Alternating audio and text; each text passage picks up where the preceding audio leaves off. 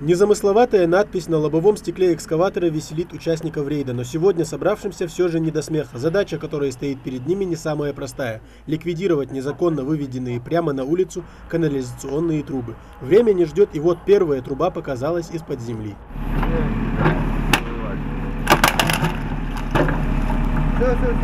Хозяин этого дома утверждает, что к ним с предупреждением о ликвидации труб никто не приходил, на что сотрудники отвечают: работа эта проводится давно, практически в каждом домовладении они уже побывали.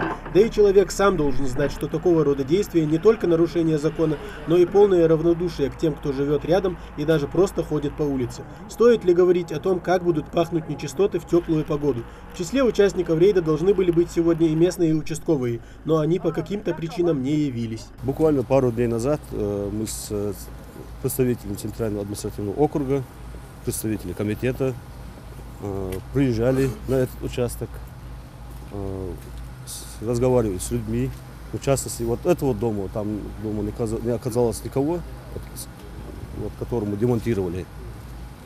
А всех остальных мы предупредили. С нами хотя бы должны были присутствовать представители МВД, так, участковых инспекторов, но их не оказалось на месте. Тщательные попытки дозвониться до участковых инспекторов не увенчались успехом.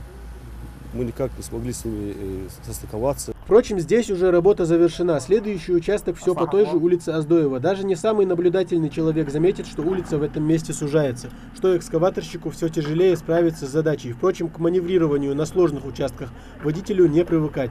Поэтому еще одно экологическое нарушение устранено. Еще один житель улицы Оздоева считает, что проблему надо решать глобально. По словам мужчины, вывести этот сток на улицу его вынудили обстоятельства.